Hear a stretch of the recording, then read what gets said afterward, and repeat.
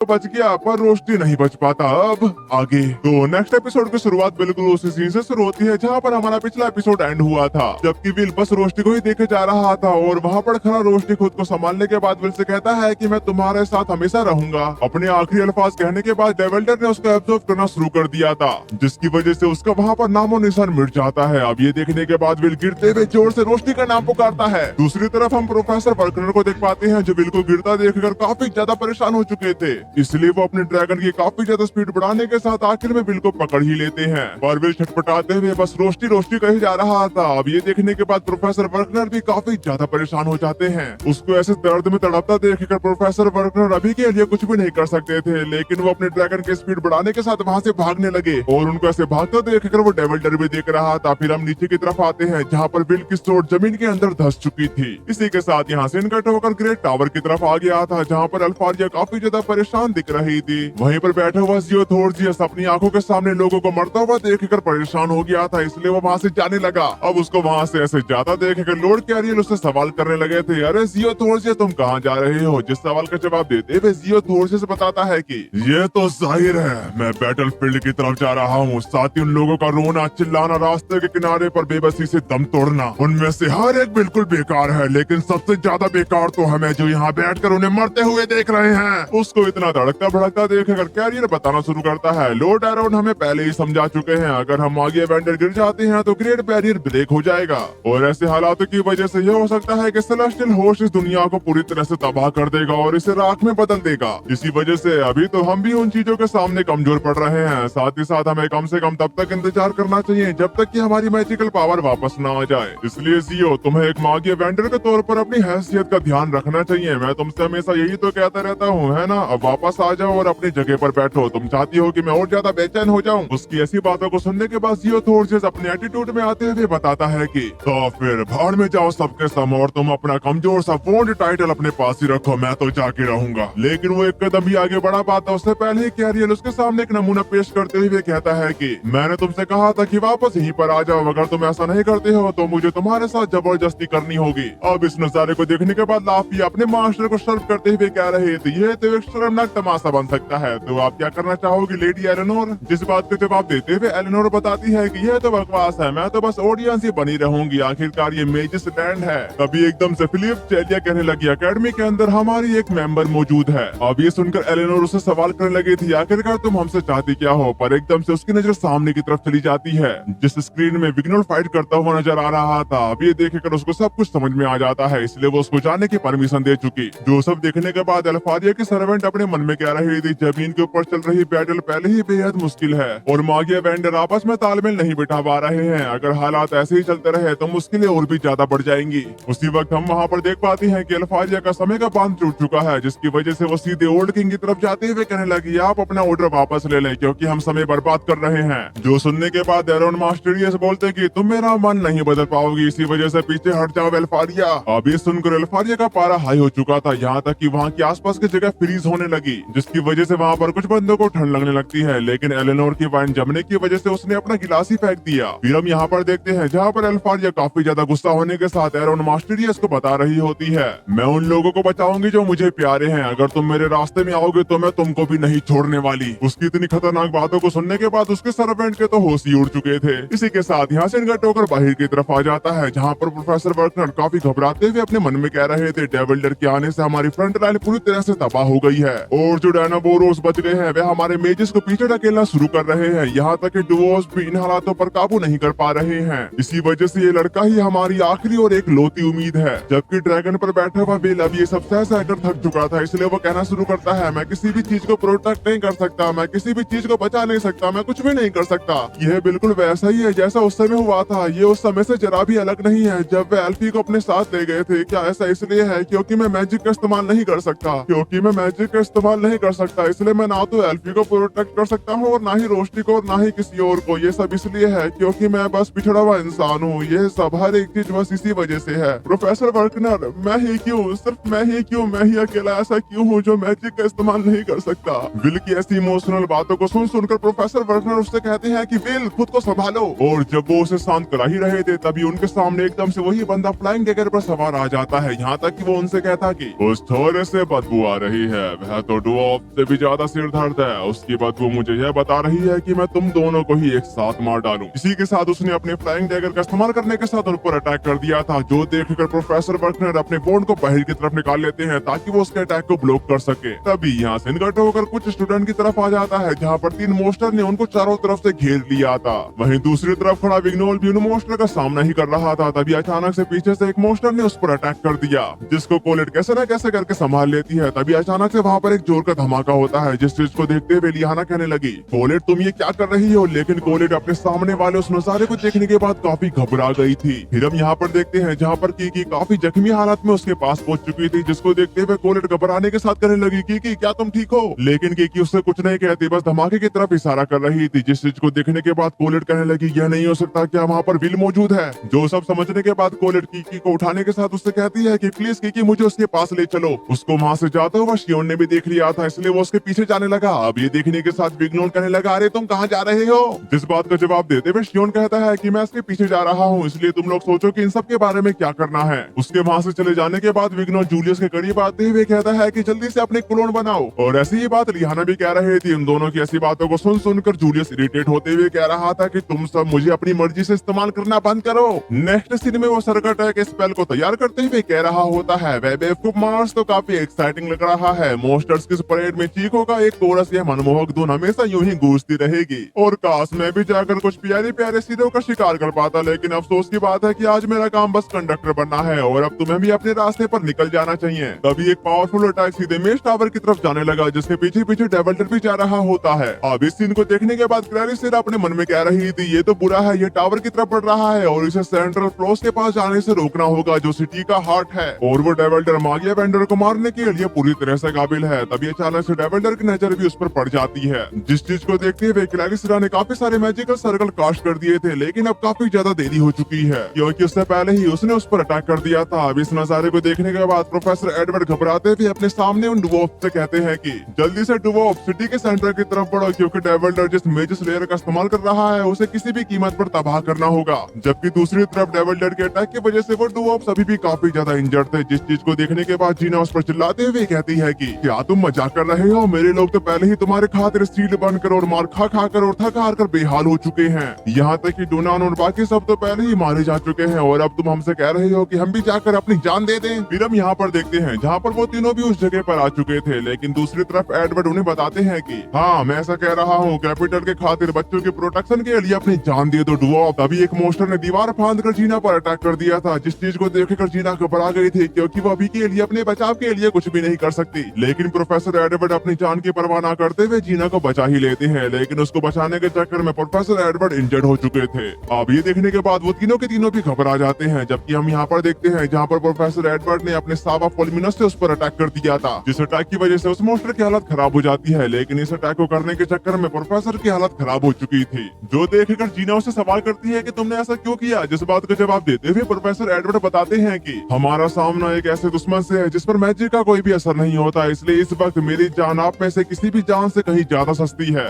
बस इतना ही, और मैं भी वही कीमत चुकाऊंगा, तो प्लीज अपनी जान कुर्बान कर दो। उसकी ऐसी बातों को सुनकर जीना को तो उस पर काफी ज्यादा गुस्सा आ रहा था, लेकिन वो खुद को संभालते हुए कहती है कि हमारे भाइयों को इकट्ठा करो, क्योंकि हम सिटी के सेंटर की तरफ बढ़ रहे हैं। इसी के साथ यहाँ से निकट होकर कोलेट की तरफ आ गया था, जहाँ पर वो उसके सामने आ रहे मोस्टर्स का खात्मा करते हुए आगे बढ़ रही थी। और इस चीज को देखते हुए सियोन कहता है कि कोलेट को तुम ऐसे नहीं जा सकती, लेकिन कोलेट उसे बता देती है कि अगर हमने जल्दी नहीं की तो वो विल को मार डालेगा। उसकी इस बात पर शियोन बताता कि वह आलसी तो हमेशा परेशान करता रहता है। तभी अचानक से उनके सामने एकदम से मोस्टर आ चुका था। अब ये देखने के साथ कोलेट स्टीलर वियोला से उस पर अटैक कर देती है, जिसकी वजह से उस मोस्टर के पीछे काफी सारे स्पेल कास्ट हो चुके थे और वो सबके सब एक साथ उस पर बरस जाते हैं। लेकिन इतने सारे अटैक के बावजूद भी उस मोस्टर को कुछ भी नहीं होता। अब ये देखने के बाद कोलेट भी घबरा चुकी थी, लेकिन वो हार न मानते हुए एक और स्पेल को कास्ट करने लगती है, पर वो अपना स्पेल पूरा कर भी पाती उससे पहले ही उसने उस पर अटैक कर दिया था। कोलेट की जान खतरे में देखकर सियोन उस पर अटैक करने के लिए तैयार हो चुका था, लेकिन अचानक से यह सीन कट हुआ। फिर हमें बैकग्राउंड में एक मेज की आवाज सुनाई जाती है, जो कह रहा था वेस्टर्न फ्रंट लाइन टूट गया है और नॉर्थ ईस्ट में मौजूद हाई मेज यूनिट पूरी तरह से खत्म हो चुकी है। ऐसा लगता है कि डायनाबोरोस को रोका नहीं जा सकता। साथ ही साथ सभी सिटीजन को साउथ की तरफ भेज दो, यहाँ तक कि ऑर्गनों की टीम यानी लाइटनिंग फैक्शन दुश्मनों को रोके हुए है। इसी वजह से सभी यूनिट्स फाइट करते रहो। मैं फिर दोहराता हूँ, वहाँ पर मौजूद हर कोई अपनी आखिरी सांस तक मुकाबला करे। उसकी ऐसी बातों को सुनने के बाद कोलेट की दोस्त रोज पिरीनाइट कह रहे थी आखिरी दम तक मुकाबला करना ये तो नामुमकिन होगा, पर ना जाने कोलेट कहाँ चली गई होगी। मैं उसे आखिरी बार देखना चाहती थी, लेकिन लगता है कि अब हालात इतने बिगड़ चुके हैं कि ऐसा हो पाना नामुमकिन है। फिर हम उस बंदे की तरफ आते हैं जो काफी देर से लोगों को सूचित करे जा रहा था। यहाँ तक इस बंदे का नाम माइकल माइस है। साथ ही साथ वो बताता कि सब लोग साउथ की तरफ बढ़ते रहो और बस सड़क का पीछा करते रहो, तुम वहाँ पर पल भर में ही पहुंच जाओगे। लेकिन ज्यादा बोलने की वजह से उसके गले में खराश आने लगी, पर वो खुद को संभालते हुए कहता है कि मैं बहुत ज्यादा चिल्ला रहा हूँ, जिसकी वजह से मेरा गला और ज्यादा बर्दाश्त नहीं कर सकता। पर मैं क्या ही कर सकता हूँ, क्योंकि लोग अपनी जान खतरे में डाल रहे हैं। फिर हम यहाँ पर देखते हैं जहाँ पर लिरिल भागते भागते पक चुका था, इसलिए वो फैसला कर लेता है कि मैं अभी अब से मॉन्स्टर्स का सामना करूंगा। अब ये सब देखने के बाद उसका दोस्त कहता है कि तुम ये क्या कर रहे हो, हमें जल्द से जल्द यहाँ से निकलना होगा।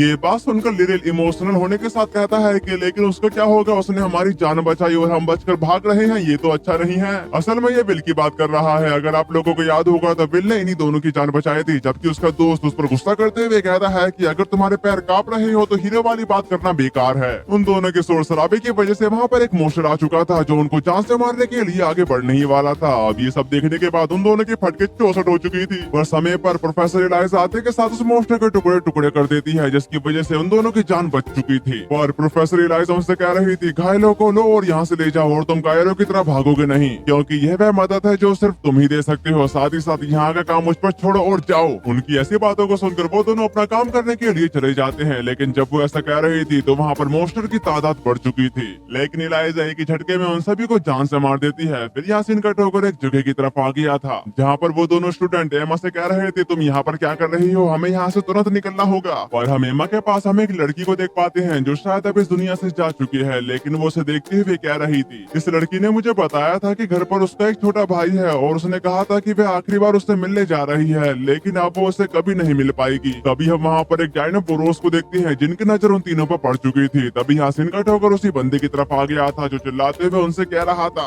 एडवर्ड घायल हो गया है और वर्कनर से हमारा संपर्क टूट गया है। क्लैरी हमें हालातों की रिपोर्ट दो, क्लैरी जवाब दो, यहाँ तक कि रिहायशी इलाकों में आग लगातार फैलती जा रही है। इसी के साथ यासीन का ठोकर हेडमास्टर कैल्ड्रॉन की तरफ आ जाता है जो अपने मन में कह रही होती है हम अपनी सारी की सारी ताकत सिटीजन को बचाने के लिए नहीं लगा सकते, क्योंकि डेविल्डर अभी भी जिंदा और तंदुरुस्त है।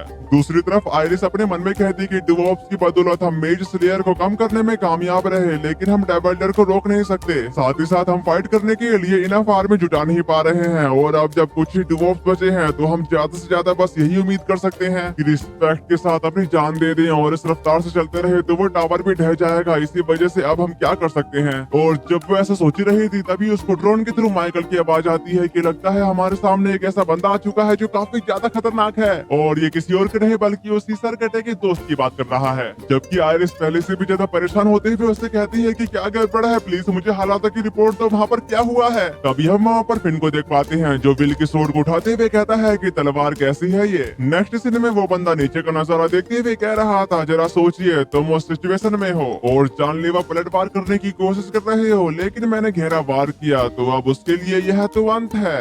इसका सीधा मतलब यह है कि इस बंदे ने उन दोनों की हालत काफी ज्यादा बुरी कर दी है। फिर हम नीचे की तरफ आते हैं जहाँ पर विल खुद को संभालते हुए कहता है कि मैं कहाँ पर हूँ। तभी हमें प्रोफेसर वर्कनर की आवाज आती है जो उस धुंध में से धीरे धीरे बाहर की तरफ आते हुए कह रहे थे कि लगता है कि हम क्रैश हो गए, पर मैं बस इतना कर पाया कि मैं तुम्हें बचा सकूं। पर अपने सामने प्रोफेसर वर्कनर की ऐसी हालत को देखने के बाद विल की आंखें फटी की फटी रह गई थी, जबकि प्रोफेसर वर्कनर उसे बताते हैं कि वे मुझे माफ कर दो, मैं अब एक ही चीज कर सकता हूँ कि तुम पर डिपेंड रहना और तुम ही अकेले ऐसे हो, लेकिन क्योंकि मुझे तुम पर पूरा यकीन है कि तुम इस सिटी को बचा सकते हो। उनकी इस बात पर विल बताता कि मैं नहीं कर सकता प्रोफेसर वर्कनर, मैंने रोशनी को मरने दिया और अब आप प्रोफेसर वर्कनर, कोई ना कोई हमेशा मुझे बचाता रहता है। मैं उन लोगों को प्रोटेक्ट नहीं कर पाता जो मेरे लिए मायने रखते हैं, और मैं कुछ भी नहीं बदल सकता। एक सोड वर्ल्ड के सिस्टम को नहीं पलट सकती, इसी वजह से मैं वो नहीं हूँ। मुझ जैसा कोई जो मैजिक का इस्तेमाल भी नहीं कर सकता वह ये सब नहीं कर सकता। जो सब कहने के बाद वो बस रोए जा रहा था। अब ये देखने के साथ प्रोफेसर वर्कनर उसे गले से लगाते हुए बताते हैं कि विल मैं तुम्हारे सेंसे के तौर पर बस तुमसे झूठ बोलता आ रहा हूँ। तुम मैजिक का इस्तेमाल कर सकते हो और इससे सबको पता चल जाएगा कि अभी भी एक उम्मीद बाकी है, बस एक मैजिक और एक स्पेल। ये सब कह लेने के बाद उनकी सांसें थम सी गई थी, यहाँ तक कि उनके पकड़ भी छूटने लगती है, जिसका एहसास विल को भी हो चुका था। इसलिए वो उनको कसकर पकड़ते हुए कहता है कि रुको, प्लीज रुको, मरो मत प्रोफेसर वर्कनर, प्लीज मुझसे बातें करते रहो और मुझे बताओ कि मेरा मैजिक क्या है। उसके इन सवालों का जवाब देते हुए फिर उसकी तरफ आते हुए कहता है कि सांस की जरा सी भी चिंगारी और एक ऐसी लाइट जो किसी भी चीज को पेनिट्रेट कर सके और एक ऐसी अर्जेंट लाइट। वैसे विल मैं तुमको बता देता हूँ कि वे अभी भी ठीक है। जैसे ही उनकी नब्ज चलने लगेगी वे फिर से सांस लेने लगेंगे। उसकी ऐसी बातों को सुनकर बिल तो अमेज हो गया था, जबकि फिन अपनी बातों को कंटिन्यू करते हुए कहा, अभी के लिए सबसे ज्यादा जरूरी हो तुम, और तुम क्या कर रहे हो, जल्दी करो, अपने पैरों पर खड़े हो जाओ, क्योंकि तुम्हारे लिए मंच पहले ही तैयार हो चुका है। तभी बिल एकदम से सवाल करने लगा, एक अर्जेंट लाइट नहीं, उससे पहले ये थोड़ी सी हिम्मत वाली बात क्या है। जिस सवालों का जवाब देते हुए फिन बताता कि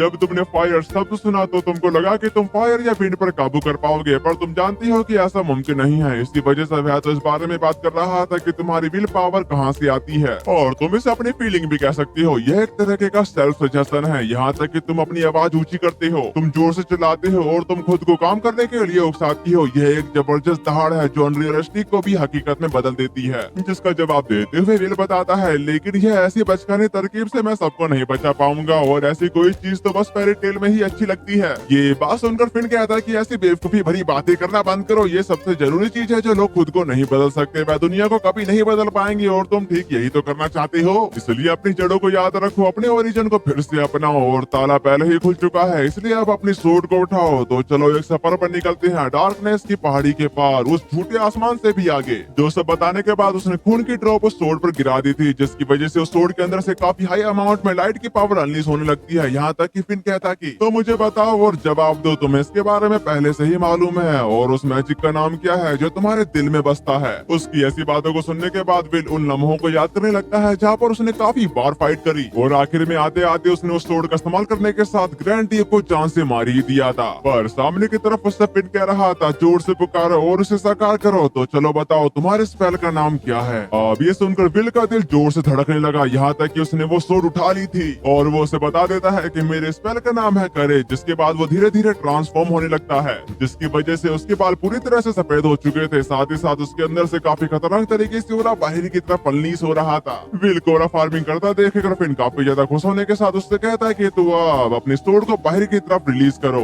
उसके इंस्ट्रक्शन को सुनने के बाद विल अपनी सोड को बाहर की तरफ रिलीज करता है, जिसकी वजह से उसको एक बूस्ट मिल चुका था, जिसकी वजह से उसकी रफ्तार काफी ज्यादा तेज हो चुकी थी। यहाँ तक कि हम सामने की तरफ देखते हैं जहाँ पर एक मोस्टर ने उन दोनों पर अटैक कर दिया था, पर विल बिजली की तेजी से उसको निपटाते हुए आगे की तरफ जाने लगा। वहीं दूसरी तरफ उन दोनों बंदों को समझ में नहीं आ रहा था कि अभी अचानक से ये सब क्या हो गया। अगले सीन में हम विल को देखते हैं जो पूरी सिटी में घूम घूम कर उन मोस्टर का सफाया कर रहा था। फिर हम यहाँ पर देखते हैं जहाँ पर उसके दोस्त और प्रोफेसर एडवर्ड मोस्टर के साथ फाइट कर रहे थे, लेकिन विल वहाँ पर लाइट की स्पीड से पहुंचने के साथ उन सभी के सभी मोस्टर्स को एक ही बारी में निपटा देता है। अब ये सब देखने के बाद प्रोफेसर एडवर्ड, जूलियस, विग्नोर, यहाँ तक कि लियाना भी काफी ज्यादा हैरान हो चुके थे, और वह ऐसा कर कर वहाँ पर काफी सारे मोस्टर्स को जान से मारे जा रहा था, जिसकी वजह से वहाँ के सारे बंदे एकदम दंग रह जाते हैं। पर उनको समझ में नहीं आ रहा था कि आखिरकार ये इतनी खतरनाक पावर है किसकी, जबकि दूसरी तरफ आयरिस भी इस मंजर को देखते हुए कह रही थी, ये कौन सी लाइट है जो एक एक करके सबके सब मोस्टर्स को मार रही है। और ऐसा ही सीन आगे एवेंजर्स भी देख रहे थे, लेकिन एल्फारिया के चेहरे पर हम एक खुशी देख पाते हैं। पर पता है, मेरे को लगा था कि जब एल्फारिया ओल्ड किंग के खिलाफ गई थी तो मेरे को लगने लगा था कि अब कहानी में ट्विस्ट आएगा, लेकिन ये बंदी या कोई भी वेंडर्स बाहर निकला ही नहीं। कुछ का ये भी सवाल होगा कि इनकी पावर ट्रेन हो चुकी है, पर ऐसा नहीं है, इनके पास 40% पावर अभी भी अवेलेबल है। और आपने पीछे के सीन में देख ही लिया होगा कि इनके पास कितनी खतरनाक पावर मौजूद थी, जिसकी वजह से मेरे को भी लगने लगा था कि इनकी पावर ट्रेन हुई ही नहीं है। और ये मेरी थ्योरी है, पर दूसरी थ्योरी ये भी